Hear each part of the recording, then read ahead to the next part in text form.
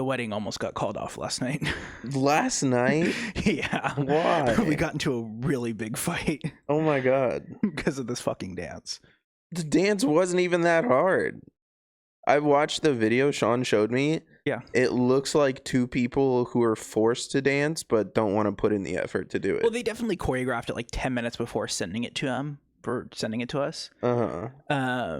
But yeah, we got in a huge fight because he could not do it right. And like, I mean, what part can't he do right? We got it down, right? So it's 1 minute and 39 seconds long, right? Okay. So you know that I've been in musicals. He's been in musicals. The difference between us is I've been in Pit and he's been in actual musicals. Yet he's the one that was like struggling to like dance last night. Like you couldn't nail the timing of it. He was like, "Oh, I learned differently from you," and I was like, "What is like?" Okay, I'm watching it and I'm doing what they're doing. Yeah. Like there is no other way to learn this if we're doing it by ourselves. And so we got like what I basically was like. I was like, let's just do one thing at a time. Like, so the dance starts off with like the standard like hips, hands on the hips, hands on the shoulders. Yeah. Right. And then you like rock back and forth. So I was like, we'll do that. And then we'll learn the next move. And then we'll start from the beginning each time so that we're forced to like repeat each thing multiple times. Yeah. And then like the last thing that we repeat will be the ending part technically. Like we won't repeat it that much, but like by then we will have everything else down. So now we just need to kind of rehearse it like once or twice a day and just make sure we're still good and, you know, whatever. Yeah. So he basically was like, I don't know. He like kept having to like rewind and rewatch it because he couldn't figure out like the spins. Okay. And I was like, well, you just need to spin whatever way is comfortable. Like, it's not about spinning left or right. It's about like spinning because there's a portion where, so basically, I'm trying to think of how like okay. So basically we like stretch out and then I pull him back in and then we go into the one where it's like one hand on the hip and then you're holding hands and like dancing like this. And then I like pull him out and then spin him again. And there's 2 spins in a row. And he kept spinning in even though he was coming from out, if that makes sense. So he kept spinning left, but he needed to spin right because when he landed, he had to land with his back to me, and then like I hold onto his hand the entire time, so he wraps his arm or my arm around him, and then I have his other hand, so we're like wrapped like this essentially and like rocking, and I'm like, you know, behind him, and he couldn't figure out how to do it. And so he like kept having to rewind, and I was like, okay, like what's confusing you about this? Like, what is the thing? And he was like, well, you're trying to, because I was like, we should do it without the music. So we learn the steps because like, I think we're getting in our heads about the timing. And I understand the timing. I understand that like dancing is timing, but the timing is like completely a moot point until we actually know the moves that we need to do. And so like I would not worry about the timing just yet until you know what you have to do. And then he was like, no, I need to know the timing. So we got into the whole fight. And so we ended up, and then I like watched the rest of the video, and there's some things that they put in there that were like I wasn't comfortable doing the dance moves. What, like it was had to like fucking twerk on him or something? No, it was like very interpretive. Like there was like, it looked like you're like flapping your wings, and then like I had to twirl at one point, but we were like not holding hands or anything like that. So it was like we're just kind of off doing our own dances. Okay. And I was like, this is a little lot. Freestyle section. Not even a freestyle. It's just like by ourselves. And I was like, I don't really like that. And also like the dance itself that they choreographed was like 1 minute. I think it was 1 minute and 39 seconds. And I was like, that's long for a first dance. Like most first dances are about 90 seconds. So, you know, 10 seconds longer or whatever. And I was like, okay, we've also waited until a week before the wedding to like learn this dance. Not that they didn't just send it to us yesterday, but like, you know, and then he got mad at me because he was like, well, I tried to sign us up for dance lessons and you didn't want to do it. And I said, no, originally I didn't want to do it because I just assumed that our first dance would just be like a normal dance. And like, who doesn't know how to dance slowly at a wedding? Like, it's not hard to do. And so he was like, no, I want to do a choreographed dance. And I was like, okay. And then he was like, so we're going to do dance lessons. And I was like, well, I'm not paying for dance lessons. So if you want to pay for dance lessons, like all power to you, I will go. I feel like at some point you just need to be like, you know what?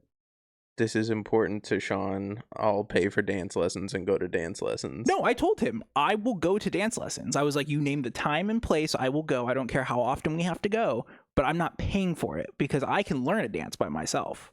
I don't need the lessons. It's him that needed the lessons. And so he like looked up lessons and they were like $400. And he was like, oh, do you want to split it? And I was like, no, I told you I'm not fucking paying for dance lessons. I was like, you're the one that wanted to do like a whole choreograph. And that's his thing, is it's not, he doesn't know how to slow dance. It's that he wanted to do like a whole like Dancing with the Stars choreographed thing to this song. And I was like, that's a lot for a wedding. Well, I hate to tell you this, but you are marrying a gay man. They tend to be a bit extra. Right. No, and that's the whole thing, is I was like, look, like, I'm not even reading my vows in public. Uh-huh. What makes you think I want to do a whole choreographed dance? Like, there's a reason I'm not a dancer. It's because I'm not the most coordinated, but I can learn it and I can do it. I just don't like to. So I was like, whatever. So I started proposing last night. I was like, look, there is a lot going on in this 1 minute and 39 second video. What if we, because you're already having trouble, and admittedly I was having trouble too, but like, what if we improvise a little bit and kind of like maybe do half of it, and then like the back half, or like the back 20 seconds or so, is just like the standard like wedding dance, and then we like weave in their ending, because their ending is like a lean down kiss kind of thing. Mm-hmm. And so I was like, we can choreograph that on our own. Like, that's not hard to transition into. Yeah, just kind of take all the little pieces they gave you and like kind of stitch them together. And so he was like, well, what makes you think you can choreograph a dance, blah, blah. And I was like, I'm not proposing to choreograph. Like, I'm saying that instead just of simplify like, the thing that's already there. Right. I was like, there's a point where we do, have you ever seen like a ballroom dance? Mm-hmm. You know, when they like put their hands up and like walk in a circle, but they're like touching their hands. Yeah. So there's a point where it does that, right? And so everything after that was quite complicated. And so I was like, what if right there, like instead of going into the other complicated stuff, we go back into like the standard hand on the hip, holding hands, and then you have one hand on my shoulder. Mm-hmm. And then we like waltz for like 20 seconds or whatever it's called. And then I spin you and then pull you back, tilt you over, kiss you, end of the dance. And that works because at 1 minute and I think like 20 seconds, the first verse ends. So it would be perfect to like fade out to. Yeah. Or the first chorus ends. And so I was like, that would work. And so we basically spent from like we came home and we started practicing. We practiced for like an hour and then we got in a fight. And then we spent like 2 hours in a fight. And then at like 11:30, we locked in and like learned it. And we ended up, and then he was like, I don't want to do this fucking dance anymore. Like, we're just going to have to have no dance, or we could just waltz in a circle for a minute. And I was like, no, you wanted to do a choreographed dance. We can do a choreographed dance. I think we just need to be realistic about what is timeline possible, and capabilities, especially since we still have to go out and get like last minute things every night this week and stuff like that. So I was like, we're not going to have hours to practice. We're going to have maybe like 30 minutes every night this week, Monday through Thursday, and then Friday night, we could probably sneak away for like an hour and just make sure that we're good. And so I was like, we just need to be realistic about it. And I think the best bet is we have the first half of the dance down really well. Yeah. I don't like the stuff that's in the back half, and we don't have a lot of time. It would just make sense to cut it there and just do like a quick 15-20 second waltz, spin, kiss, and then we're done. So we ended up doing that, and it took until like 1:30. And so we ended up running through it 3 times last night. I wouldn't say perfectly, but good enough. And so his other problem is that he would stop. If he messed up, he would stop.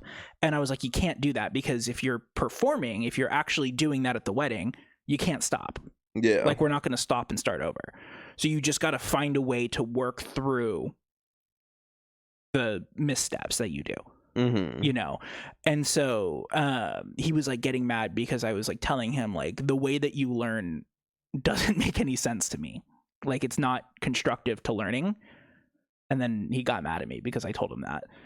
Well, I mean, everyone does have their own ways of doing things, and I get that. I was also admittedly a little high and like not willing to like concentrate on anything for a while. But either way, we ended up learning it.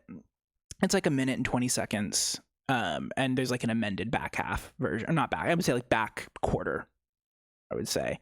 And it's good. And we were able to practice it through 3 times last night without like needing killing each other. Well, without needing to like stop, like make such a devastating mistake that we like had to stop and restart. So yeah, we'll probably practice it tonight like 3 times just to make sure it's good, and then just keep doing it once a night. But it's nothing. There is a like a Michael Jackson style lean in it, which is cool. What? Yeah. The fuck are you gonna do that? It's not a frontwards lean, it's a sidewards lean. Okay. Yeah. Interesting. I actually shocked myself on being able to do it the first time around when we learned it. Do it right now. Let me see. I would need you to do it with me, because it's so basically at one point he's like out from me and I pull him in, and he like wraps his arms around my body, and then it says something about like stumbling or falling over or something like that. I don't know. And then as I say that, like I physically lean both of us like halfway down and then back up. Okay. But yeah, it's like all about the ankles. And I will say though, I did practice last night in my socks. And you're supposed to practice dancing in the shoes that you're gonna wear. Yeah, because your feet are bigger. Yeah. So I need to figure out what shoes I'm wearing in the next 6 hours. And then because I'm teetering between cowboy boots and dress shoes. Okay. And so it's like if I do the cowboy boots, it's going to be even harder to do the dance. Yeah. But if I do the dress shoes are not high tops, they're like half tops, like about that high. And so the lean would become significantly harder to do because there's like a zipper on them and like the laces go up. Interesting. So I would either have to leave the zipper and laces like slightly undone when we did the dance, or I'd have to learn how to do the lean with like restricted ankles. But yeah, don't learn a dance for your first dance for your wedding. Yeah, while you were talking about that, I was thinking about what would happen for my wedding, and I don't know how that conversation would go. Like, I feel like Haley just wouldn't want to do it at all. That's my thing is like, but I feel like I would be like, no, you're going to do this. You're going to be embarrassed dancing in front of everybody, and you're going to do this. That's another thing is he was like, I keep messing up and blah, blah, blah, blah, and I'm going to look stupid. And I was like, okay, so here's the thing. You have to free your mind of the perception of others, unfortunately. Yeah. Like, and that's not just like, that is my philosophy, like life philosophy, but like, especially when you're performing something. Like, and he of all people should know that. He's been in musicals. Yeah. And so I was like telling him, I was like, respectfully, it's stupid that you like are considering what other people think of this dance. Yeah. Because we're going to be locking eyes the entire time. And so I was like, but also, if someone wants to come up to us and like say something about how bad our dance was, I'll have the DJ cue up the song for them, and then they can go do a dance. That would be fucking insane, being like, hey, like, right. Great, thanks for inviting me to your wedding and everything. You guys suck at dancing, by the way. Right, exactly. And that's what I said. I was like, no one's going to say that to our face, so it doesn't matter. They might say it behind our back, but I don't know, so I don't care. Yeah. And so I was like, but if they do want to say it to my face, I will clear out the dance floor for them, and they can show us how to dance, and I'll put them on the spot, and I'll make an announcement to everyone. Like, and hey, hold on. We got Mr. Footloose over here who wants to do our dance. Exactly. And he was like, and this was just making Sean more mad. Like, he was getting more pissed off as I was saying this. And it's because he knows it's true. Like, he knows that, like, that's something that I would absolutely do. Yeah. And so, yeah. I mean, the reason that we're doing this is because at Grace and Brent's wedding, they did I don't know the movie, but it's the movie where they, like, the girl jumps into the guy's arms and then they, like, he holds her over his head and they, like, spin around. Was that not fucking the one with Jake Gyllenhaal? It's either Footloose or Dirty Dancing. Oh. I don't know. It's one of the two. I thought it was La La Land. They do it in La La Land, but that move was like pioneered back in the 80s in one of these. Okay. It's also just not Jake Gyllenhaal in that movie, is it? No, it's Ryan Gosling. All those white boys look the same. Yeah. But yeah, I mean, I expected us to do a dance, but I expected it to, like, my mom and I are going to do a dance. Haven't picked a song, haven't rehearsed anything. Because it's like my mom's going to want to just do a little slow dance. Like, it's not hard to do a slow dance. Like, if you don't know how to slow dance, like, that's skill issue. Yeah. It's 1 2 1 2 1 2. Like, it's not hard. You just watch someone do it for 2 seconds and you're good to go. But then he saw Grace and Brent do the whole spin thing and was like, we have to do a choreographed dance. And I was like, we don't have to. It's not not required. I'm gonna recreate the, what was it, the 2020 Summer Olympics? Was it in 2020? With Ragoon? Yeah. That was 2024. 2024, You're gonna break dance? Yeah, I'm gonna have me and Haley do a break dancing competition. Oh my God. I'm gonna do Raygun's performance 1-to-1. We had to email our wedding DJ because he was like, I need a list of 20 must-play songs. So songs that you guys absolutely want to hear. Bad and Bougie? No. I have no. Well, I think I do have an idea of what Sean sent, but I don't remember. So he was 20 must play songs. He was like, you can split that up however you want between you two. And then he was like, oh, I need like he interviewed us when we first hired him just to kind of get the vibe. And I was like, you're gonna have a really hard time playing my music at a wedding because I listen to like Brit rock, and I don't feel like that's really great wedding music. Because I went to a wedding last year where the people played like their own taste in music, and I was like, this is really hard to like get people to dance to.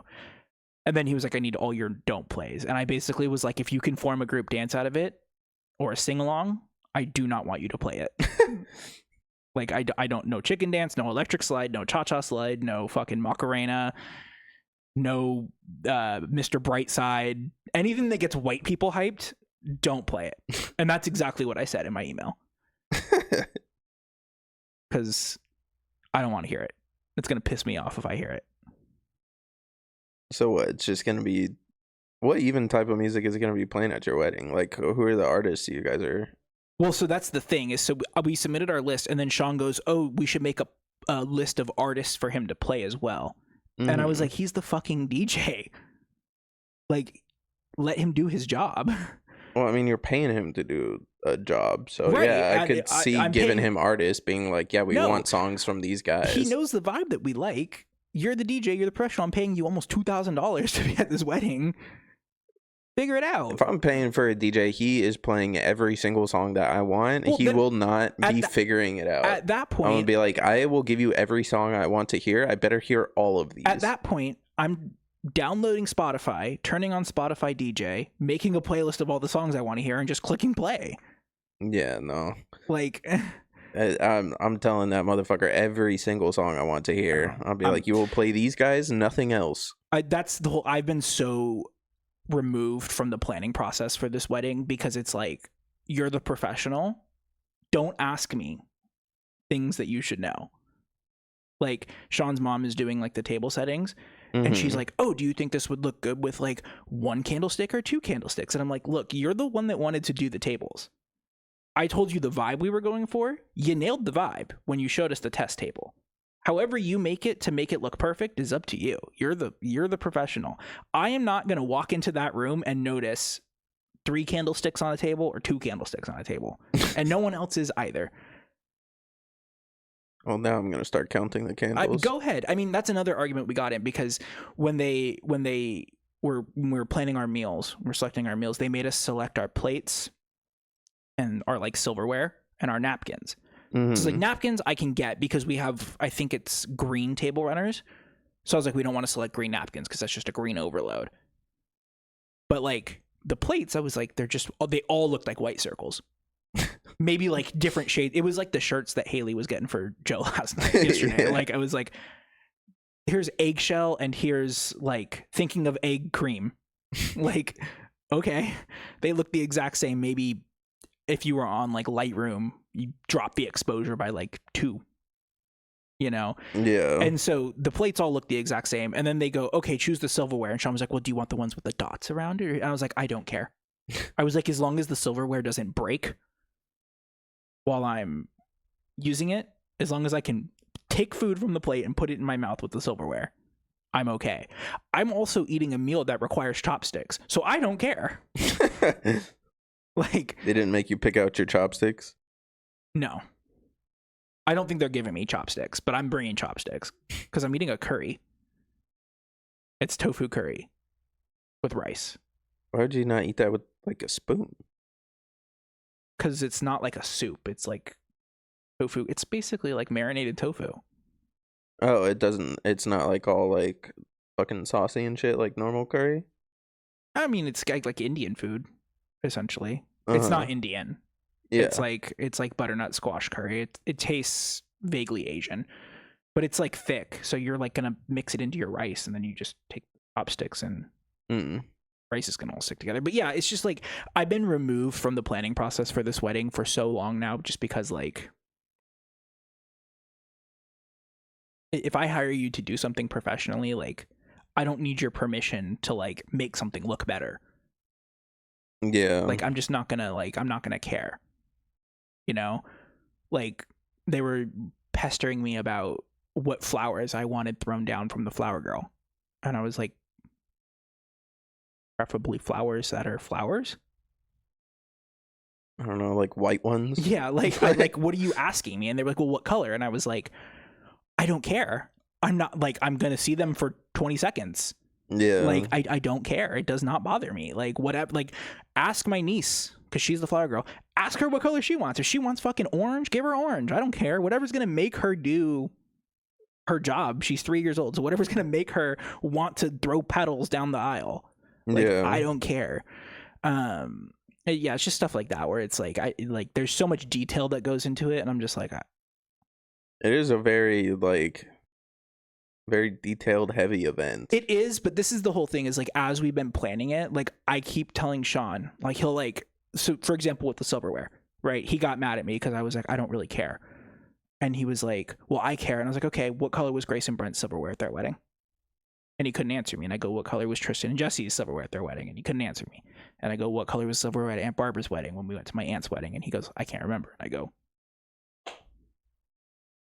you only remember the bad things. So if we take out stuff, there's less chance of stuff going wrong and being bad. That's a good point. I vote no silverware. Everyone eat with your hands. Food. Everyone gets a Happy Dog bowl. Everyone chicken nuggets. No, but that's my point. Is just like no one's gonna no one's going to pay attention to things. It's like they wanted to do like wedding gifts for everyone, like a party favor essentially. Mm-hmm. And I was like, gonna go in the trash unless it's like something that they can eat. Like it's gonna go in the trash. Like it would have to be something really, really cool. Depends on what it is. People get really like emotionally attached to things from weddings. Like I remember when I was growing up, there was a little like vial of bubbles from some wedding at some point that was just like kept around for forever. No, I mean this is the whole thing. Like for example, Sean was going to get for his wedding party like t-shirts with like the date and stuff on them. And like picture, and I was like, would not wear that. Right. And that's what I said. I was like, ask your friends if they're going to wear that. Because he was asking me what I was getting you guys for like a wedding party gift. And I was like, stuff that they can immediately consume. Like stuff that will not get thrown in the trash. Like maybe a tiny gift that's like personal to them. Like, you know, Josh, get him like a Dodgers hat or like a Dodgers shirt. You know, he'll wear that. But like, I'm not going to get Josh a flask with mine and Sean's name on it.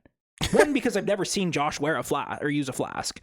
Oh, he absolutely has. I know he has, but he doesn't carry one. You know, he doesn't carry it around. Like, yeah, he just takes it from the bottle, and then you know, like, I don't know. It's just like, you know, and then someone floated like hair care products, and I was like, that's not for Josh. Just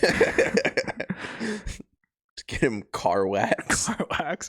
Yeah, no. So it's just like things like that where it's like there's all these details, and I'm like, look, guys, you have to remember.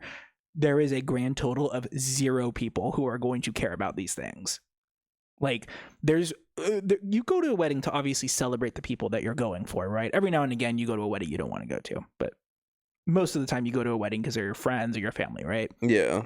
You go and you care about one thing. Was the food good? Was the alcohol free? And was the alcohol free or accessible? Yeah. Right? You don't go and say like, oh, there was no one dancing at this wedding. Or, oh, I didn't like the bride's dress. I mean, maybe you might say you don't like the bride's dress. Maybe you don't like the colors. Maybe you don't like the fact that the bride wore black or whatever. But, like, you're not you're not getting your panties in a bunch over it. You're just like, whatever. Like, it's a thought, it happens, and then it goes away. Did I tell you I saw old lady coochie at the last wedding I went to? Ooh. It was not good. It was how old we talking? Like 50s. Not that old. I don't know, it's pretty old. But yeah, no, the last wedding I went to was for one of Haley's friends. It was like the husband's like fucking aunt-in-law or something. Mm-hmm. Or step aunt-in-law. I don't fucking know. Step aunt-in-law is crazy work. Yeah, no, she was wearing a dress and she had no underwear on underneath it. Me. And then she was like fucked up dancing, and then at some point she ends up completely upside down, and then the dress falls, and I was just like, oh. That's a lot. At a wedding is a lot. Was there kids there? I think. Well, no. She like married into the family, so I don't think any of her. No, but like, were there kids at the wedding? No. Okay. I don't think so. Okay. Yeah. So, and then on top of all that, we had people like dropping out of the wedding now, and like also being like, "Oh, now I can come," and it's like, no, sorry. Okay, you should have RSVP'd yes 4 months ago. Who the fuck dropped out? Was it anyone I'm gonna miss? No. Okay. One of my aunt's wife. Your aunt's wife? Yeah, my lesbian aunt's wife. Okay. She can't come because something with work or whatever. Okay. And then there's like one or two other people who like said yes, and then like were like, "Oh, I'm really sorry, I can't make it now." And so it's like, okay, but then there were like a couple people who were like, "No, I can't go." And then like when we were at the funeral for Sean's sister, they were like, told me like, "Oh, we're gonna go now," and I was like, "Brother, I submitted the final guest count last week. Yeah, you cannot. You can come to Oakhurst if you want. Yeah, you're not gonna get in the venue. I don't know what to tell you." Yeah, so I'm excited, but I cannot wait to just be done thinking about this wedding. Yeah. Like, I cannot stress how much better a Vegas wedding would be. We went and got our marriage license. And I didn't know that was so formal. Yeah. It's like just like a shit ton of paperwork. No, it was actually really easy. We made the appointment online, and then they emailed me, and they were like, "Hey, if you want to just do the application online before you come, it'll speed everything up." Oh, okay. So I did it, and then it was like, "Oh, what is your full legal name as it's written on your birth certificate?" So, put it out. What birth date? Okay. What city were you born in? And I was like, okay. Have you ever been married before? You're just getting scammed. They're getting all your bank security questions. No, so then they go, "What is your mom's name?" So I, type in my mom's name. "What state was your mom born in?" And I was like, oh, like, well, lucky for me, I know all that information, because if I didn't, there'd be no way for me to get it. Yeah. So then they go, "Oh, your dad, right?" So, I fill out all this information, but then I was like thinking about it. I was like, I'm trying to fill it out for me and Sean.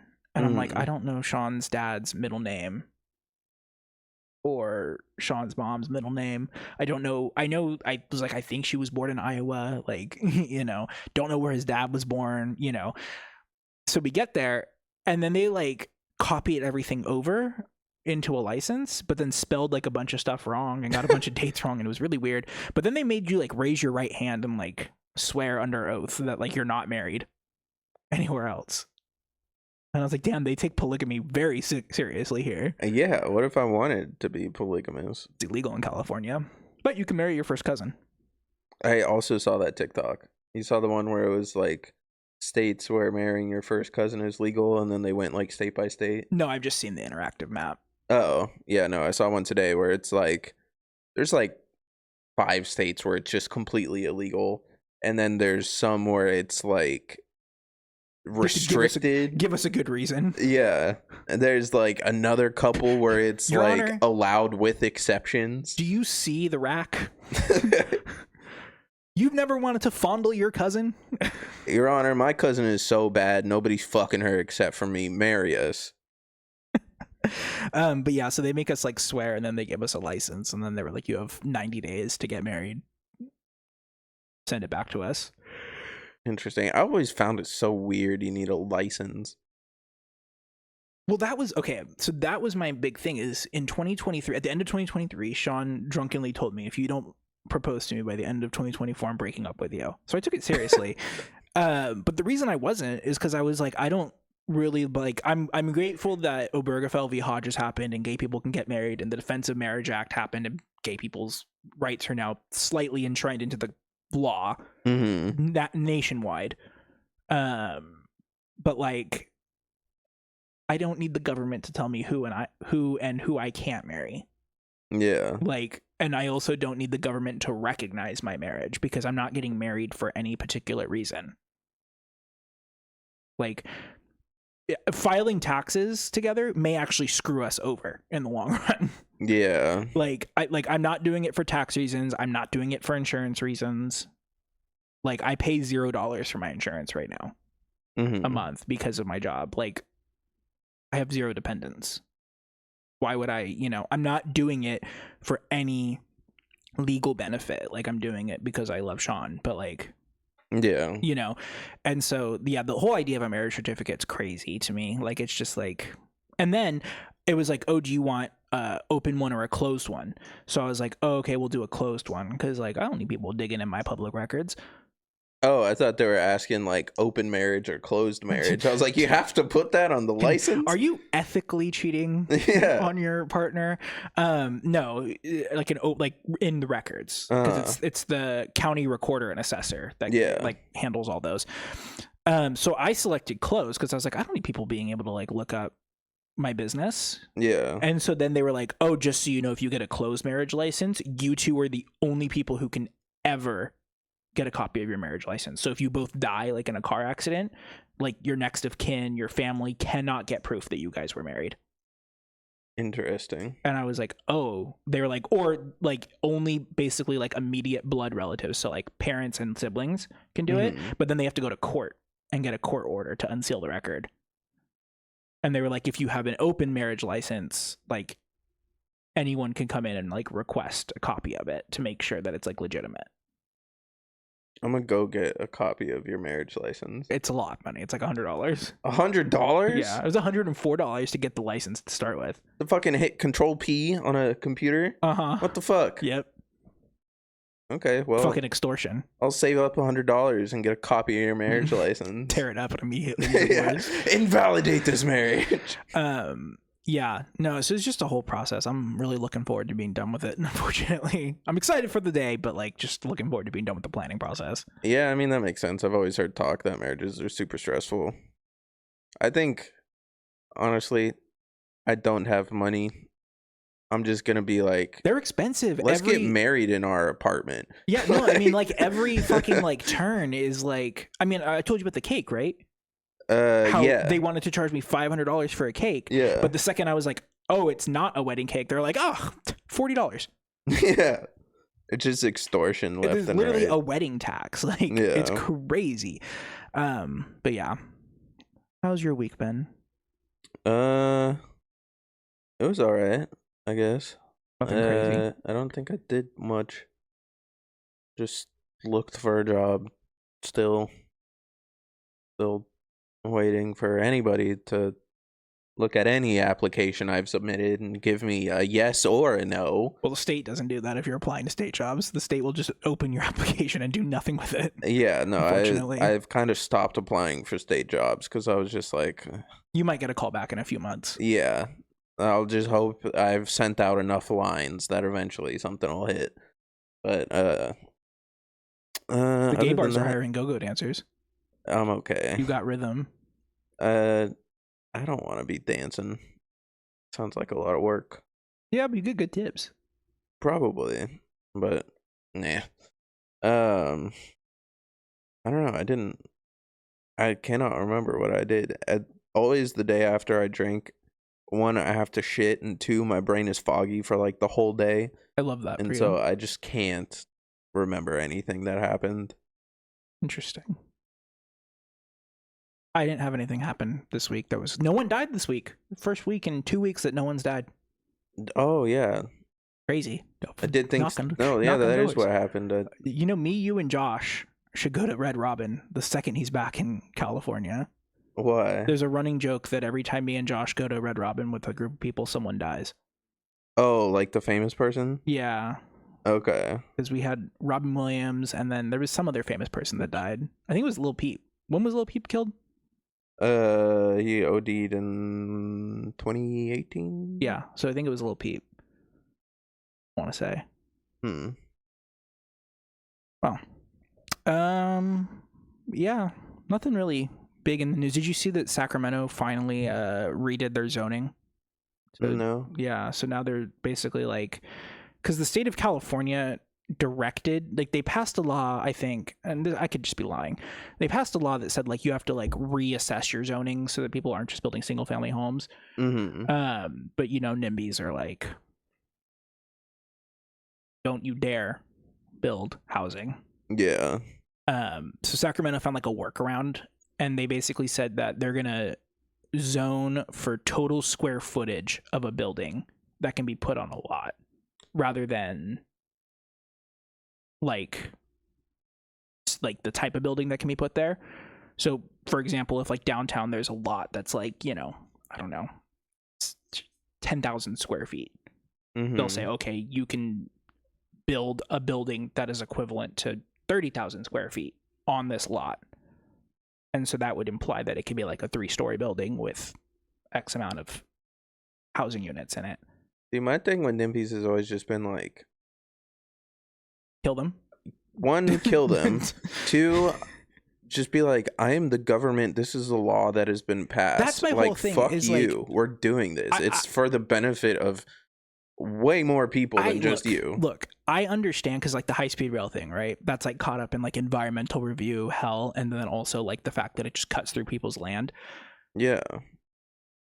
I'm not gonna lie. While I do hate him, Andrew Jackson cooked with the line, the courts made its decision, now let them enforce it. Yeah. Like, okay, Supreme Court of California, great that we can't build this high-speed rail that would transport millions of people a day. Yeah, just be like, fuck you. This will make everything better. We're just gonna do it. What are you gonna do? You don't have a fucking army. Yeah. You know?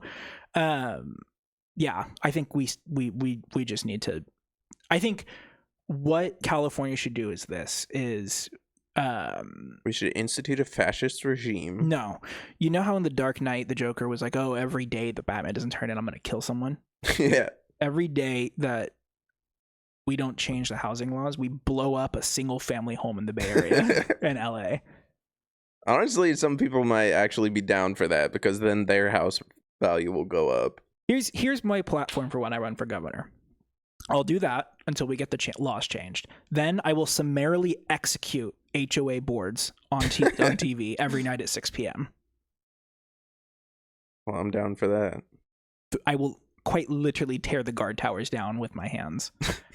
Institute right to roam laws. You're gonna fucking have a walkable city, and you're gonna like it. Speaking of walkable cities, R.I.P. the Line. I don't think the Line was walkable. I think it was just very dense, because they still had like robo flying taxis in there. Well, yeah, but it, like, anything that you need would have been within 5 minutes of your front door. Yeah, but you could have also just sent your slave labor to go get it. Yeah. I also don't understand why they had to make it mirrored. It has something to do with like keeping the heat out. Like it would just bounce back all of the... Imagine you're in a plane flying above Saudi Arabia and you hit the right angle and it just fucking melts your plane because it's a giant magnifying glass in the desert. Yeah, there were discussions about like, oh, what about the wildlife? And what wildlife? Yeah, it's like it's a desert. Anything that's in the desert is under the sand. They're not going to be affected by reflecting light. Yeah, they'll figure it out. That's like a really common thing is, I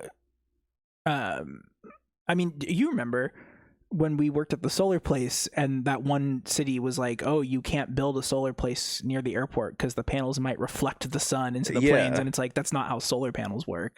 The solar panels absorb the sun. That's like the whole fucking point of them.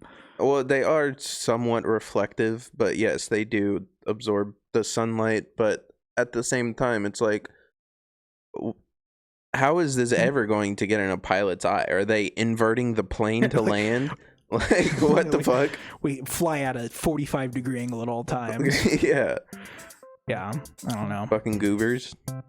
Well, I don't have a transition, so go right into it. Episode 71.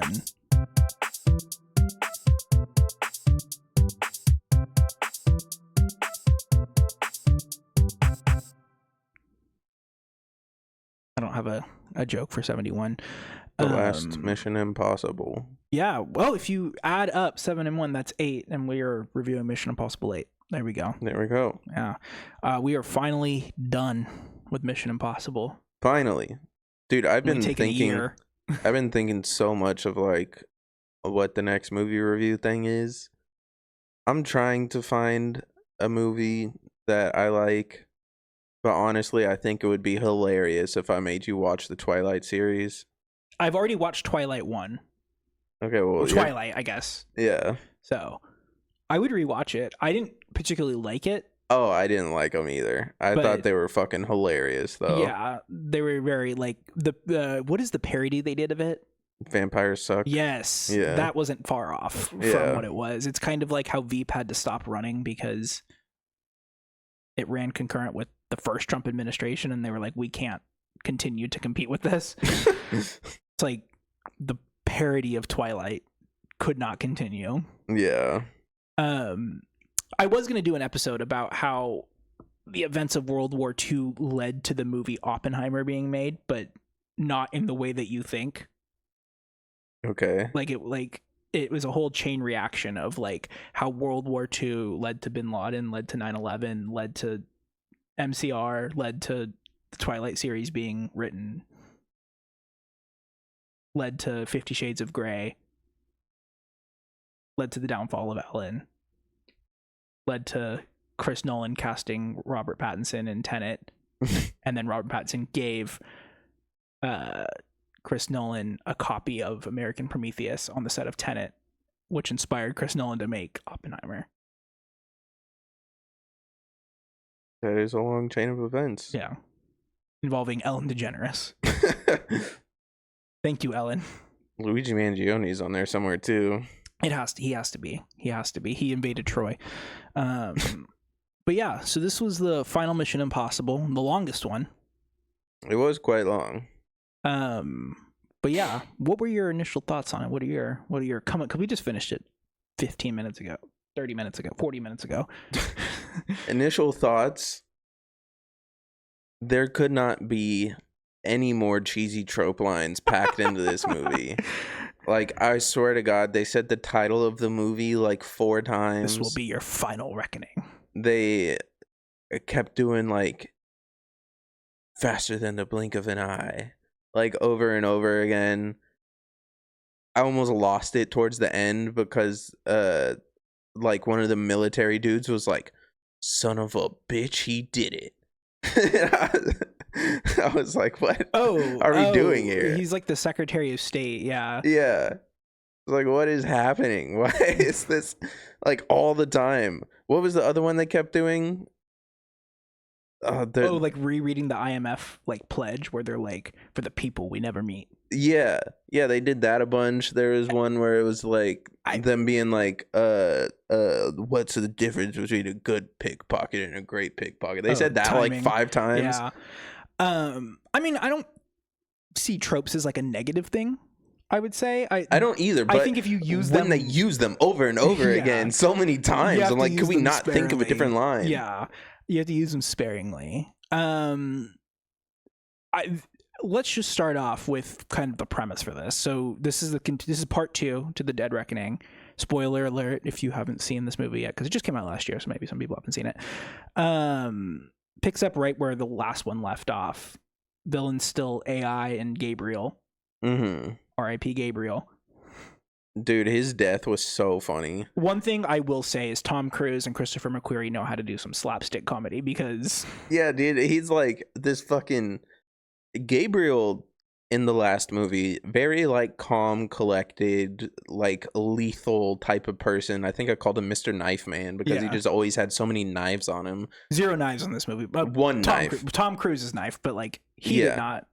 And in this one, Gabriel just seems like full QAnon. Yeah, he's like gone off the deep conspiracy edge of the cliff, and he's just losing his fucking mind. He's like spinning the plane and like laughing maniacally the entire time. And then when he dies, it's like not anything dramatic. It's like I got a parachute, and then he jumps out the plane and smacks his head on the rudder and then just dies. Because he's like unconscious when he falls. That scene and the scene in the very beginning when Tom Cruise is beating the shit out of the guy with the cleaver and the mallet, like just hilarious. Like it really was slapstick at its best. The team exponentially expands in this. Yeah, they add like 20-person team. So you have Ethan, Benji, and Luther for 15 minutes. Yeah, Luther dies. I'm not gonna lie, when I first saw this movie in theaters, I cried 3 times. When Luther died? I cried when Luther died. I cried when I thought Ethan was gonna die. And then I cried when Luther's voice message came on. I was really emotional in this. Seeing this in IMAX was really great. But yeah, so you have Ethan, Benji, Luther, and then they brought back Grace, who's the pickpocket. They brought back Paris, who's the assassin from the last one. And then they add Don Lowe and his wife. Yeah. They also add Dagus, who's the new who's the IMF guy who switches sides. God, I'm missing people, but there are just so many fucking people on their team. Yeah, the president's on their team kind of, but then they have the fucking bisexual submarine and the lesbian aircraft carrier. Dude, where do I want to start here? One of my favorite parts, I mentioned it too as we were watching it. Ethan Hunt gets brought to this aircraft carrier. First thing he does before he goes to see the captain, full head to toe, like George H.W. Bush aircraft carrier, 10th Strike Fleet or whatever the fuck it's called, gear. He's got the hat. He's got fucking glasses. He's got a jacket. He's got a fucking flight suit with the shit stamped on it. Just hilarious that he decided to change into full represent his aircraft carrier. Did have a lot of outfit. I don't know if you noticed when he left in the very beginning of the movie, when he gets into the fucking coffin to go talk to the AI, he's in like his bloody suit, right? Because when he leaves the chamber that he's trapped in, he has like his jacket. And then he has like his shirt that's like ripped up and like whatever. He gets in the thing and he has like a full suit on or whatever. And then he starts running and he also has a full suit. But when he gets to Luther, he then somehow put on a trench coat while he was running. And then like he just keeps changing outfits. Like they arrested him and then they gave him like comfy little like thermals to put on to take him to see the president. Yeah. And it's like, just like the fate of the world is on the line here. And you're like, well, let me give him an outfit change before we take off. We need to strip him completely naked to make sure he doesn't have any weapons on him. But God, put him in some drip afterwards. We should go back and time it. I'm almost convinced that there is probably equal amounts of Tom Cruise in just his underwear in this movie than there are of him fully clothed. Yeah, like they slutted him out for this for this movie. Like they really were like, this 63-year-old man, abs. The submarine, when he's trying to squeeze through the missile tube, it makes 0 sense. Like he is in this super high-tech advanced like scuba suit. It's got a big old backpack on it that shoots out flares and like lights up and looks cool and shit, preventing him from getting into the torpedo tube. What does he do? He cuts off all of his clothes so he can squeeze into the torpedo tube, and instead of taking the backpack off and pushing it in front of him. Oh, maybe the backpack wouldn't fit at all in there and he couldn't detach it from the clothes, and that's why he cut off his clothes. No, he pushes the backpack in front of him after he is naked, and guess what? The suit is not like attached to the backpack. The suit is completely gone and discarded. There's no reason for him to take off the wetsuit. He did it to just smite the lesbian who said, "Take care of my suit." I guess, yeah. Like the only reason that he had to do that was just because he wanted his dick out. as he was swimming in the Arctic Ocean. Yeah, that and the fact that like the suit was also pressurized, so it was like keeping his like lungs keeping him stable. alive, keeping him warm because it's like fucking negative a billion degrees that deep in the water. Yeah, Ethan's hilarious in this movie. Just the decisions he makes sometimes. I'm like, what the fuck? What did you think about, because there's two major stunts, I think, in this movie. Mm-hmm. The first is the submarine jump, which he actually did. They made 2 submarines? No, so I don't know exactly how they shot it. I do know that the chamber that he's in, where he fills it up with water and you see the coolest aspect ratio change of all time. Yeah. That is an actual chamber, and it is actually him in a dive suit. There's like video of them filming it. Okay. So he's actually underwater in some kind of mechanism. The mechanism also moves, and he actually physically jumped out into open water. I don't know if it was like a giant Olympic pool that they like were able to like. I mean, that doesn't feel that like risky to do. Right. I do know that the submarines, at least some footages of them, were real. Interesting. So, for all intents and purposes, the man did jump out of a submarine, which is cool. And then the second stunt is like the entire plane sequence, because that was literally him. Yeah. I mean, there's 2 stunts within that. Every footage you could actually, and this was, I think, one of the only complaints I had the entire, because I think it's a 5-star movie. I'm going to get it out of the way right now. Love this movie. Just absolutely love it. My only like nitpicking complaint is that you can tell that the guy who plays Gabriel, I think it's Isaiah Morales, he did not want to do the stunts.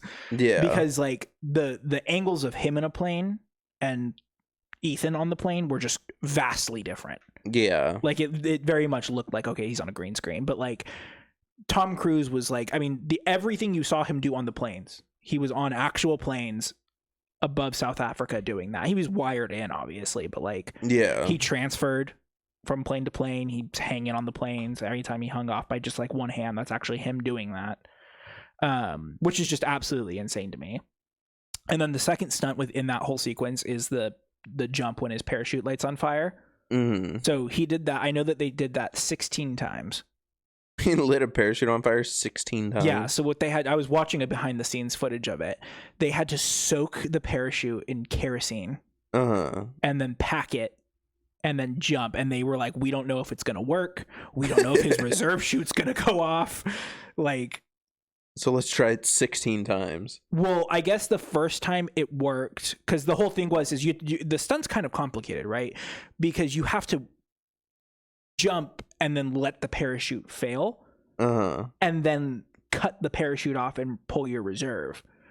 So, like, it's not just jump, parachute goes off. You know, you're just going skydive. You have to fail the skydive 16 times to like actually do it.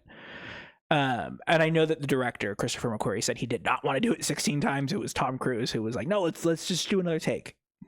He just had so much fun doing it that he was like, yeah. Yeah.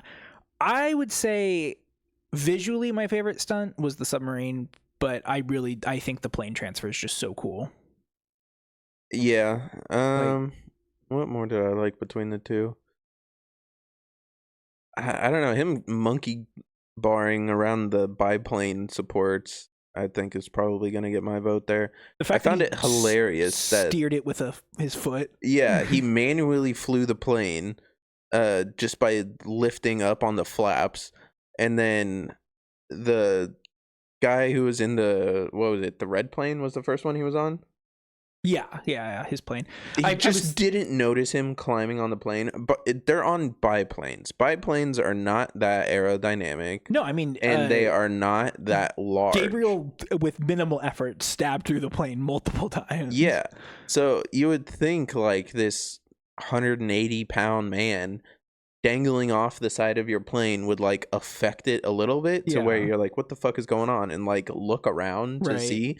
But the guy flying the plane just didn't notice Tom Cruise until he punched the shit out of him.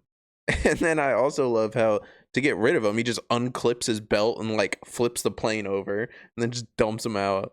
That's how I do. I mean, I think it's really funny that the other team was like, okay, we have to stop the virus from launching the nukes. Mm-hmm. And then Donlo and Dagus and his wife were like, we have to stop this nuke. And then the average Tom Cruise subplot is just being the Red Baron from Peanuts or Wii Sports Resort plane mode. Dude, oh yeah, that's something else. I thought was interesting about this movie. They tried to take every other Mission Impossible movie and somehow incorporate it into this one. Like, they revealed, well, not only was the guy from the Black Vault there at like the sound station with his wife, but they revealed that the Rabbit's Foot. Yeah, right? The rabbit's foot was like the prototype to the entity. Yeah, even though one, it's computer code. Why is it in a file marked biohazard? But what the fuck ever. And then the gray-haired guy that was like the new IMF that was hunting Ethan. Yeah, Phelps. Yeah, all of a sudden he's the kid of the bad guy from the first Mission Impossible. Yeah. And it's like, what are we doing? They should have brought back more people from 2. Yeah. They should have brought back the fucking bad guy from 2. Or did he die? No, he died. Ethan pushed him off a cliff. Oh, yeah, that's right. Well, I don't know. Bring back somebody from 2. Henry Cavill's still alive. Yeah. He comes back, he's all mangled. And he's like, one thing I noticed about this movie was it was weirdly anti-Israel. Was it anti-Israel? Yeah, because they acknowledge that Israel has nukes, and they have like a strict policy of like, we don't acknowledge us having nukes. Interesting. So just by including them in the nuclear lineup, it is anti-Israel. Movies. I have this movie in a list called movies that thought Kamala Harris was going to win the election. Self-explanatory. The literal president of the United States is a black woman. Yeah. Which, okay, I understand it's like, you know, to give her something to do, and she's a great character. I love Angela Bassett. I love her character. I just don't see a world anymore where generals and CIA heads of departments are running for the presidency and winning. Yeah, that's what I was thinking when I was watching that. I was like, she was head of CIA and now she's president. That hasn't happened since like the first Bush? That's never happened. No, it has. First Bush was CIA.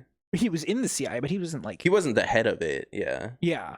I mean, we have a senator right now who was in this... We have a senator and a governor right now who is in the CIA. But, like, I'm saying, like, the head of the CIA. Yeah. She was the director of the CIA, and she just ran for president. Like, the last person I think that got the presidency was Eisenhower. Like that. Yeah, probably. Like, he was a general... and then he ran for, like, that just doesn't happen anymore. Like, I could never see a world where Pete Hegseth tries to run for presidency. He's gonna lose or die of an overdose. I don't know if you saw, there's a video of him giving a speech somewhere, and he was so fucking coked out of his mind. He's like rubbing his gums on camera, couldn't sit still, he's sweating. But yeah, like I cannot see a world in the present day where either like an NSI or a defense person runs for the presidency and wins. Yeah. I don't know. Maybe there will be some sort of large scale war, non-nuclear, that whips the entire country into like a wartime mode, and then like I can see a military official getting elected, but that's about it. Yeah. I mean, that happens in other countries when they have like little coups and stuff, you know, the military takes control to... Well, yeah, but that's a coup, that's not an election. Yeah. Oh, who knows? Maybe there was a coup in the 2 months that between movie 7 and movie 8, between Dead Reckoning and Final Reckoning. It could happen. Insane to just hold election to begin with in a time when like this AI is corrupting all data and you don't know what's real anymore. They're like, yeah, let's just have an election. Not in today's America. Did you see, you know who the MyPillow guy is? Yeah. He was running for governor in Minnesota, and he lost the Republican primary, and so now he's claiming that was rigged. And I was like, you know what? Let him. Because that's the love of the game, right? Yeah. Trump only claims that the elections are rigged when he loses. This guy, it's every election is rigged. Trump wins, rigged. Like, That's love of the game, election denialism, and I respect that. Nothing is true. I would say another one of my highlights for this movie is Tremel Tillman's character. Who was that? Bloodsoe. Bloodsoe? Yeah. Who the fuck is Bloodsoe? The submarine captain. Okay. The guy who's... the guy from Captain Severance. Bloodsoe. And you must be out of your damn mind. Yeah. Coolest guy ever. Yeah.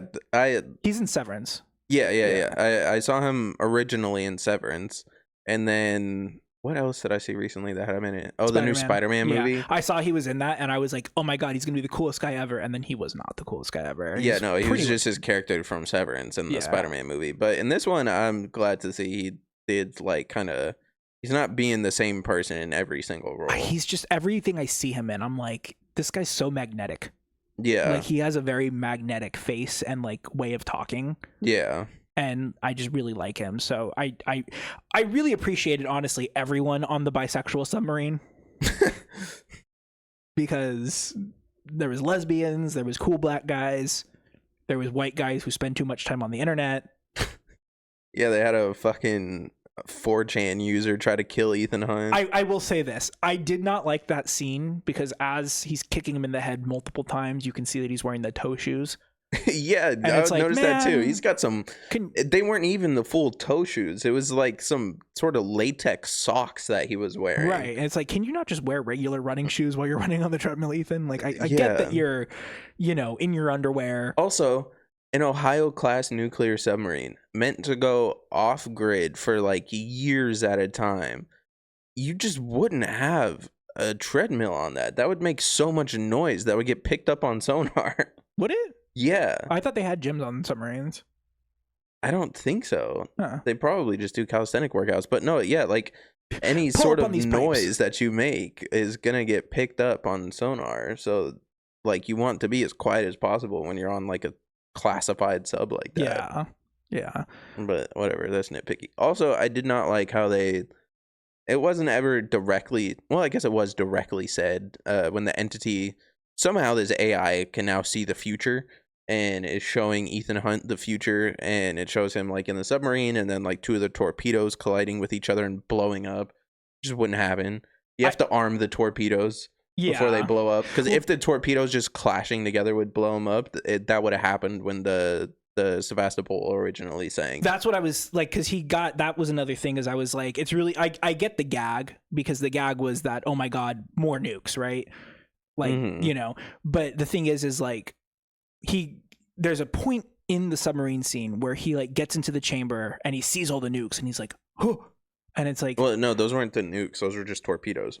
Are they not nuclear torpedoes? There's no nuclear torpedoes. I thought they were nuclear torpedoes. I didn't know there wasn't nuclear torpedo. I thought you could just launch a nuke and it goes up.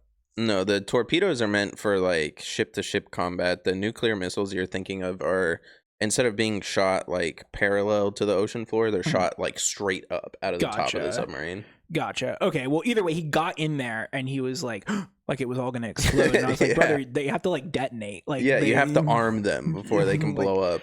They're just in storage. Like, yeah. Granted, you probably don't want to bang around explosives. I can get that, but yeah, no, you're fine. Yeah. Another thing that I think is just kind of funny is that, like the entirety of the president's cabinet was like cameo roles. Yeah. So they saw the guy from fucking Parks and Rec in there. And I was like, what? Nick Offerman. Yeah. And then I recognize his face, but I don't know where he's from. The black guy. I'm looking it up right now. Charles Purnell. He's in Top Gun. The new Top Gun. Oh, I haven't seen the new one. So he's like the commander in New Top Gun. He's also in Transformers: The Last Night, it looks like. I don't know if I saw that one. There's so many Transformers. What if we do the Transformers movies? Okay, see, I've been working my way through them, and I literally, so last year, Sean and I watched 1, 2, and 3, because Sean was like, I don't remember them, and I was like, I remember them. Yeah. I watch those things all the time. Yeah. Revenge of the Fallen, best movie ever. Sorry. You may not like it, but John Turturro saying, I am directly beneath enemy scrotum, top tier line. Left cheek, best line read ever. Tyrese Gibson and John Turturro. Wasn't that Transformers 1? Yes, but John Turturro and Tyrese Gibson, two of the best casting choices in cinema history for Transformers. I'm sorry. I always get to the fourth one, the one with Mark Wahlberg. Mm-hmm. Well, there's two with Mark Wahlberg. Yes. And the fourth one, have you seen the fourth one? Yes. That's the one where they kill the Donald Trump lookalike and then they fucking blow TJ Miller up. Yeah. Awesome. But then I think about it and I'm like, this is Mark Wahlberg. I cannot do another one of these. And then I stop and I'm like, I really just want to get to the fucking dinosaur one where they're like... That's the second Mark Wahlberg one, right? What is the sixth? Age of the Beasts? Hold on, I have like most of them on my phone. There's one where there's like dragons. Like it's like there's dinosaurs, yes, but there's one with like dragons and like cheetahs and gorillas. There is yeah, Transformers, the Age of Revenge of the Fallen, Dark of the Moon, Age of Extinction is the one with the dinosaurs. That's the first one with Mark Wahlberg. Right. And then The Last Night is number 5, and that also has Mark Wahlberg. So The Last Night... Pretty sure. Yeah, so The Last Night is 3 hours long. Yes, it is. And Sean and I have tried to watch that, and we had to stop. It's not good. Well, yes, it is not good. I will say that. It has a 2.2 on Letterboxd, and I think that's earned. It's just so long. It is so long. It's so fucking long, man. It's a Transformers movie. We don't need to be doing all that. Dude, I'm sorry. They all have like the Rotten Tomato scores on the Apple TV thing. The only one that doesn't have it is the first one. There's just no rating for that one. Number 2 is at 19%. Number 3, 35%, which is interesting that it kind of goes up there because I thought people hated 3 way more than they hated 2. No, people love 3. Like people idolize 3. I think 2 was so bad for people that like they liked 3. Interesting. And I couldn't disagree more. 2 is the best. 2 is it might be my favorite. Number 4 is at 18%. Number 5 is at 16%. So it's Rise of the Beasts that I want to get to. And this is the whole thing. Which one is Rise of the Beasts? Is that number 6? Yeah, that's the one where they have like the gorillas and the cheetahs. Oh, I don't think I've seen that one. It's only 2 hours long exactly. Uh-huh. That's a doable movie. That's doable. Why the hell is the 5th Transformers movie 3 hours long? So yeah, That's it. We're doing the Transformers movies. Okay. Just so you can sit through number 5. Okay. Yeah, because I get to 5, and then there's a review on here for half a star for Age of Extinction that says Mark Wahlberg goes beast mode. Yeah. I also just can't stand most of the characters in the new, like after 3. Because it's like, first off, Mark Wahlberg's character's name is Cade Yeager. Yeah. First off, kill yourself. Like, terrible name. But then you have people like Kelsey Grammer in it. Mark Wahlberg's daughter is also getting statutory raped throughout number 4. Yeah, there's that scene where he's like Romeo and Juliet laws. And and he has the card and he pulls it out of his wallet. Like, brother. There's also a movie that this guy, the guy that we were talking about, the black guy from the this secretary, the cabinet meeting, he's in a movie called The Killer, which is a movie by David Fincher. He's the one who did Zodiac and a couple really big movies. Killer is a good movie. There's a really good gag in it at the very beginning. But yeah, so then you have Nick Offerman, you have him, the guy who was like, son of a bitch, he did it. I don't expect you to recognize him, but he's in Mindhunter. Okay. He's like one of the main characters in Mindhunter. He's phenomenal in that show. And I swear to God, I recognize the girl in there, but I cannot for the life of me find her. I think it's Walters. Here she is. Yeah, here she is. Oh, she was in The Menu. Oh, she was the food critic, right? She was the one who, at the very end, had the marshmallow on her head, and she was like sitting there like this. Yeah. She was the food critic, right? That reviewed the restaurants, and then they got shut down. Yeah, and her husband was like cheating on her, and had slept with Anya Taylor-Joy's character. Oh no, I'm thinking of a different lady. Oh yeah, no. Yeah, because the food critic was there with like her assistant or whatever, and he was wearing glasses. No, yeah, this is the other one. Oh, okay. That's where I recognized her. I knew I recognized her, but yeah. So it was just like a bunch of people that like I recognized from a bunch of different places. Yeah. Yeah, I mean, those are like my highlights. Is that it just was. I also think it was an incredibly well-paced movie. Mm-hmm. I didn't feel like 3 hours to me. The beginning was very quick. Like before the title card pops up. Oh, the 45 minutes before the title card pops up? Yeah. It's 45 minutes, by the way. Yeah, it's like so insane because it starts... Fuck, I can't even remember how the movie starts. It starts with like a recap of all his exploits because it's Angela Bassett's character. Like, yeah, and then it like smash cuts to them in Paris. Yeah. Like trying to catch Gabriel, and then it like smash cuts to somewhere else, and it's like, what the fuck? Yeah, they go on like 2 whole missions before the title card pops up, and it's like, that's crazy. Yeah, I remember sitting in theaters and the title card popping up and being like, oh, I forgot that they do this. Like, we're halfway through the movie, are we not? And then I looked at my watch and I was like, oh, we're 45 minutes in. That's crazy. Yeah. To have like literally a third of the movie happen before you do the title card. I mean, that's how our episodes go. So yeah, well, I'm inspired by the best. Let me look up the box office for this because I know it did not do well, unfortunately. Something that I do not understand about their whole plan to stop the entity, right? Their plan works. They trap the entity in the little glowing 5D optical drive. Why the fuck do you still have it? Just smash it. Break it. Yeah. Instantly. Yeah. But instead you're gonna do another trope.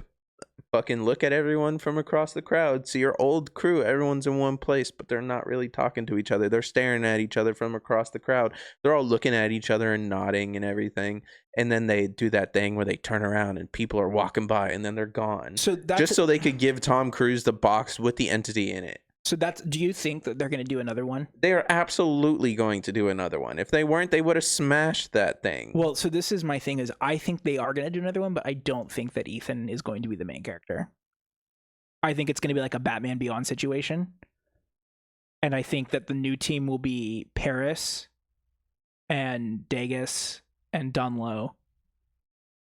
I could see them doing that, yeah. Because what reason did Degas have to be such a prominent person? He was just like the only person in that wasn't trying to capture Ethan Hunt. Yeah.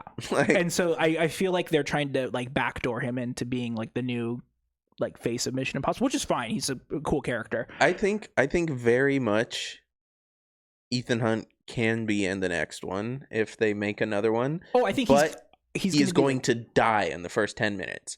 Die for good. They're gonna cut his head off and put it on a pike, type shit. I would say more like in a mentor role, almost kind of like what they did with Star Wars, but better. Maybe just feel like if they tried, because they tried to have him be like a mentor before when he was like training agents, and then he's like, I need to go back into the field. Yeah. So I feel like if they do make him into that mentor role, they're not going to be able into the field and die. Yeah, I can see that. Luther has a son.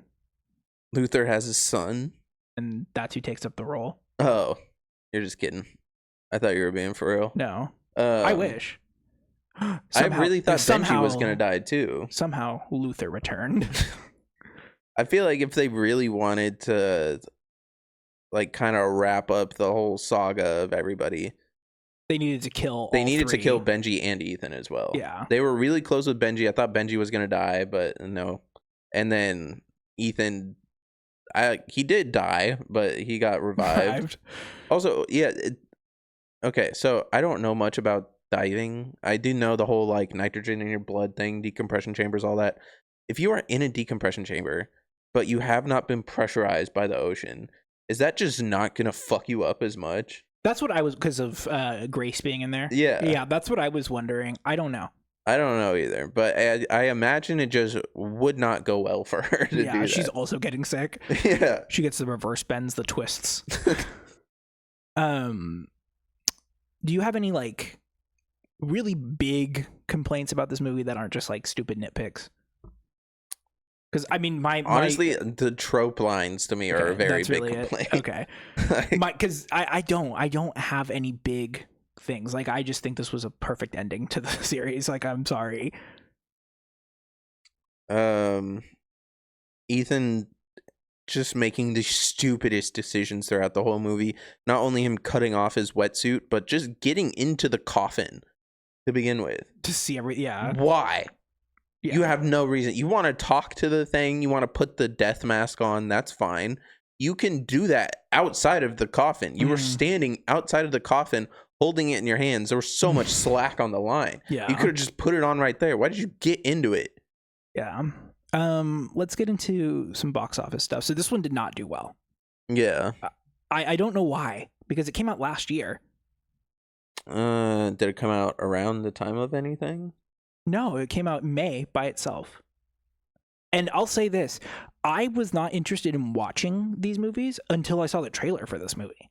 And I said, holy shit, this looks good. Yeah. And I said, let me watch it. So the budget was $400 million. Which is really expensive, but I mean, it looks like a $400 million movie. Yeah. And it's, it's also 3 hours long, so that makes sense. Yeah. Domestically, $200 million. Damn. And international, $400 million. So it made about $600 million off of a total budget of $400. So it did not break even. Yeah. They lost money on it. But again, if Tom Cruise comes to you and says, I want to make a movie, you hand him your checkbook. Yeah. And you just let them do it. Whatever's going to happen. Let's do... Did you look at the score for this movie on Rotten Tomatoes yet or no? No. Okay, let's look it up, because I don't remember what this is. I don't remember what the scores were. Okay. Go ahead. Critic, audience. Remember, they're 0 to 100. Critic, I'm going to say 85. Okay. Audience, I'm going to say 74. Okay, so you think the critics liked it a little bit more? They generally do with these, from what I've seen. Okay. So you're really close with the critics. I always am. I'm always so close. But 80. Damn. Yeah. Audience score? 88. 88? Yeah. I thought you said people didn't like this. You know what? I'll say this. If I go to my Letterboxd right now and I look up this movie. Oh, Letterboxd reloaded. Hold on. And I look up this movie and I look up all the people that I follow that watch this movie. Let me read you some scores. There's a 2, 2.5. Someone just marked it as watched. There's a couple 4.5 and 5s and whatever. But yeah, I mean, okay. I will say this. This is sort of an opinion I've had about Letterboxd for quite some time now. People are snobby. Yes. Yeah. Letterboxd is for movie snobs. I will say though, the people I follow generally have decent taste in movies. They're not just going to give movies bad scores for nothing. I follow a lot of people off TikTok who that's their channel's whole thing is movies. I think that the complaints that they had are fine with it. I'm okay, I don't agree with you, but I can see a world where that would be annoying to you. But yes, I will say that when we look at the scores of just everyday people on here, it definitely is you read it and it's oh, okay. Let's look at the scores on here. Let's read a couple reviews. Okay, here's a 5-star one. So this person is Ali YNXP. YN, huh? Yeah. This is definitely magnificent. I can definitely see it a million times, and those millions times will all be fantastic to me. This is one of the best Mission Impossible movies. It has everything: romance, humor, action, sadness, and everything. Where was the romance? Because Ethan and Grace did not kiss once. They didn't kiss once. They did have a CPR thing, but that's about it. Yeah, she cuddled him for a little bit. The characters are great. The scenes are super fantastic. The transitions, everything. There are 2 scenes that I love. One is the planes and the submarine. Damn, I can't get over them because they are what follows. Because they are what follows him incredible. Tom Cruise raffled him a lot to do so many acrobatics at his age. What the fuck is happening with this review? Yeah, I have no idea. I think they're saying that it's crazy that Tom Cruise is 62 years old, 63 years old. Yeah. And doing all these stunts. It's really hot. It keeps me entertained for almost 3 damn hours without getting up, without looking away. Benji's super funny, and that gives a good touch to the movie, which I would love to keep watching. I feel like Benji didn't have as many like moments as he normally does. I will say the scene of him like going in and out of consciousness while he's trying to explain everything. Mm-hmm. Funny. Okay, here's a 0.5-star review from Antonio. Just Antonio. Antonio. No likes on this review, by the way. The other one had a lot of likes. What went wrong, Tom? Mission Impossible was my favorite action franchise, but it ended in such a terrible note. Previous one was decent and aesthetically pleasing, but can't decide which one is worse, this or the second one. Okay, calm down, Antonio. The latter at least had the rock climbing scene with Metallica and Hans Zimmer's score. Movie is almost 3 hours long, and for being its last one, only has 2 major action scenes.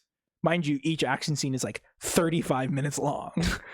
I don't go to the movies just to see 2 set pieces. And what about the other 2 hours? Tom Cruise must have forgotten that this movie was for its hardcore fans, because most of the time we get things explained to us over and over again. Was your desired audience fresh out of elementary? Gabriel is introduced in the previous film, then thrown out in this one. No backstory, growth, or importance whatsoever, and the entity is such an absurd villain for this franchise. The Rabbit's Foot callback and Jim Phelps were okay, along with the returning character they had to over-explain. Again, keep it subtle. Luther's exit felt so melodramatic and overplayed throughout the different parts. There's no way to, like, subtly kill off Luther. I'm sorry. I will say him just, like... Because in 7... he's perfectly fine. He's healthy. He's in the field. Why was he sick, Tom Cruise? He just rapidly developed stage 4 cancer. Why is he sick, Tom Cruise? That I would have allowed an extra 5 minutes of the movie to explain. Yeah. Why is he sick? The team barely had any time to shine despite being on their own journey. For the final one, you'd think they'd bring past characters back for a more profound goodbye, but it was just a quick send-off. Again, it should have ended on the 6th one. Maybe learn from this one that it's not always about cash grab. Didn't care for Ethan's only savior against the entity storyline. Ethan being the only savior against the story and against the entity storyline, excuse me. But that's more of a Tom Cruise thing. Paris was amazing in the last one, but was sidelined here. Grace was an okay replacement, but will never get over Ilsa. In conclusion, this movie was garbage, and unfortunately, you can't get do-overs. Okay. Did this person want like an Avengers Endgame style, like whatever, where like all the fucking past sidekicks that have been in these movies like show up and corner the entity? It sounds like problem with that is they're all dead. They're all fucking dead. That was like the plot of the movie, is that Ethan keeps letting his teammates die. Yeah. Yeah, I don't agree with that. And the idea of Luther's death being too melodramatic, I'm sorry, I cried. I cried. Let me see if I can find a 3.5-star one that's not in Arabic. Apparently the Arabics really did not like this one. Okay, here's one. Okay, it's 3 stars. Well, and this is from Richie_24. Shout out Richie_24. Well, this sure loves a bit of exposition, doesn't it? No need to worry about remembering the last 7 of these. Half of them are shown again in this one, with the addition of at times excruciating dialogue, the over-explaining of everything anyway, just in case you missed it. And not to say I told you so, but I did say he would survive, didn't I? I'm almost certain that this won't be the last time we see Ethan Hunt. If we can get almost 30 Bond films, with that showing no real sign of stopping, I vote we just let these continue as well. I agree. I do have to agree on that one. But aside from all that, and in fact, I had to pay for a month of a totally new streaming service to watch this because that somehow works out cheaper than renting. This was a decent film, and it acts as a good addition to the rest of the series, although nothing much is going to change my mind. Nothing is going to change in my credit. What the hell? I don't know what that means. New additions to the cast this time around, which I welcome very much. I would also ask future casting directors to bring Nick Offerman and Holt McCallany on more projects together. There's an underrated duo in there somewhere. That's the guy who, son of a bitch, he did it. Maybe if they ever bring back Mindhunter, we can get a cameo from Nick Offerman. They are bringing back Mindhunter in a movie. On that note, of the cast. Well done to it for not being scared to kill off characters. But for all their intents and purposes, I did enjoy this one. Definitely not the strongest, but I do appreciate it. Appreciate the continued use of real stunts, which for anyone still fighting that this would just look as good if it was CGI, it wouldn't.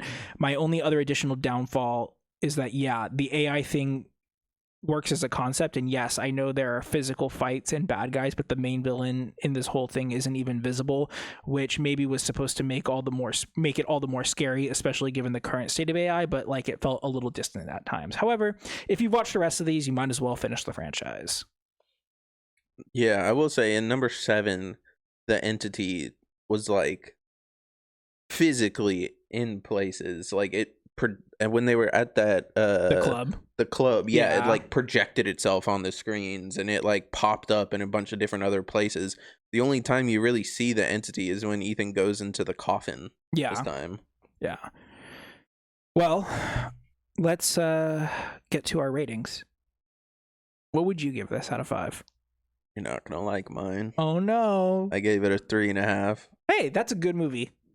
It's an 3.5, 3.5, because this is how my rankings go, right? 5, perfect movie. Yes. 4.5, I had a complaint, but well, all intents and purposes, still a good movie. 4, great movie. 3.5, with a heart, it's rewatchable. I will easily give any Transformers movie, no matter how bad it is, 3.5 stars.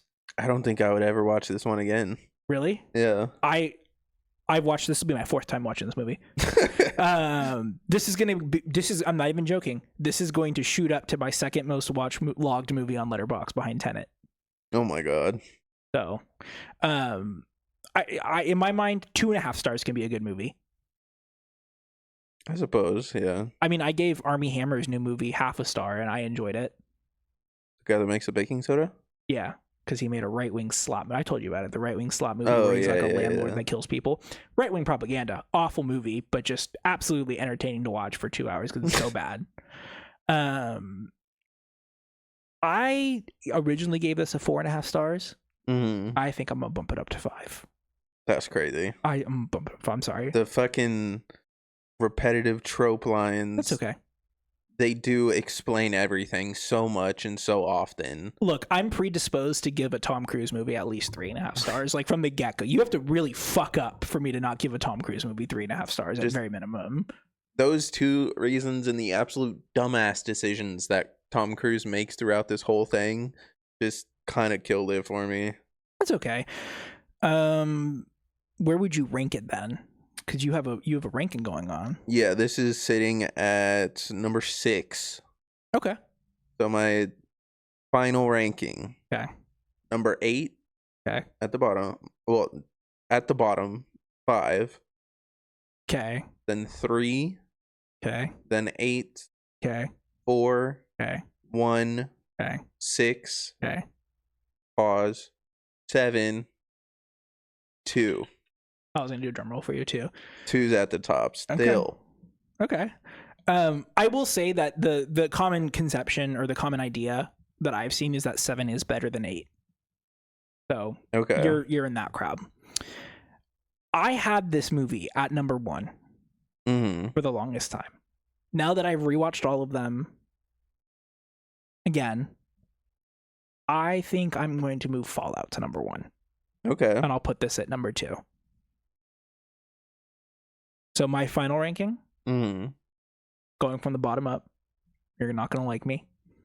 2. Incorrect. Still a good movie. Just at the bottom, 2. It's like ranking Matt Reeves movies, right? You're like, what? Like, you got the Batman, 2 Planet of the Apes movies, and Cloverfield. Just go. Like, you know, Mission Impossible 2, then 1, then 3, then 4, then 5, then 7, then 8, then 6. Okay. So those are my rankings. I'm going to change it right now, actually, while I'm on here. Any final thoughts on the Mission Impossible franchise before we have not seen the end of it. We have. I can tell you that right now. We'll be back, and you know what? When there is a Mission Impossible 9 that comes out, we can do like we can just watch it in the theaters and then just have an episode about that. We'll get a live reaction while it's still playing in theaters. Yeah, it'll be great. Well, you know what? We'll do a podcast from the theater. Just while the movie's playing, yeah. We bring your fucking light. Yeah. Oh shit. Okay.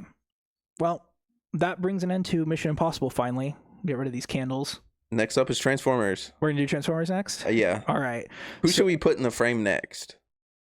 Optimus Prime. Optimus Prime. Optimus Prime. Come on, man. I was thinking Shia LaBeouf. No. No. I would either say Optimus Prime or Tyrese Gibson or John Turturro. Okay. Who's Simmons? Yeah. Tough choice. Or Megatron. Yeah. We'll have to think about it. Well, we will think about it. And there won't be candles. It'll be gears. Ooh. I'll get some gears. I'll get like those, I don't know what they're called, but you know, like the baby toys that are like you build them together like little sticks and you can create like little contraptions. Oh, with them. yeah. Get those and just build a giant thing here. No, actually, you know what? I think I have a Jet Prime action figure at my parents' house. The big ass one? It's like maybe about the size of the iPad. When he's a jet. Dude, I'm just going to play with that the whole time. I used to have a I had so many Transformers Unicron? when I was a kid. I used to have Unicron. Unicron? Yeah, the big one. Planet. Yeah. Yeah, I said the big one though. He's huge. Yeah. I'm sorry. Which one is the construction equipment? Devastator. Oh, I used to have Devastator. Sorry, not Unicron. I always wanted Devastator. I did have the Planet though. Yeah. At one point. Yeah, I had a Unicron. I had if you want to start in Transformers Armada, I had a Tidal Wave. That was cool. It was like a bunch of different ships, and then you can make them into like one big aircraft carrier, or you can have them all as their little ships.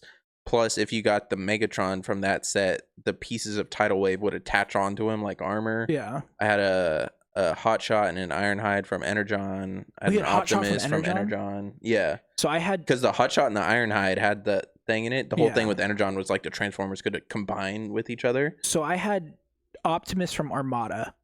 And then I had Hotshot from Cybertron because he had the key. I don't remember what the keys did, but he had the key. Yeah, the keys were sick. I had a bunch of the Cybertron ones. And then I had Jetfire and Jet Prime from Cybertron. Mm-hmm. And then I had Unicron and Devastator. And then I also had Starscream, but I don't remember which one. I had a couple different Starscreams. The Starscream from Cybertron was fucking massive. It wasn't that one. It was a small one then. Okay. I also had Megatron, I think, from Cybertron. But I only wanted... I had Megatron from the movie. Oh, okay. The first one. That shit was impossible to transform. It was such a pain in the ass. I only wanted the Optimus because my parents... I remember one time they asked me, do you want a new Optimus Prime? And I said no because I had the Armada one. And I only liked the Armada truck. I didn't like the Cybertron truck. I think I had the Cybertron truck. Because that was the one that could transform into wings and then be like his jetpack, right? The Armada one had that too. Oh, okay. But I know for a fact I didn't have the Armada one. Had like a skirt. Like you could like make him even taller. Oh, okay. I think. But it was a truck that like didn't have it was like a flat front truck. That's the Armada truck, and that's why I liked it because it looked different.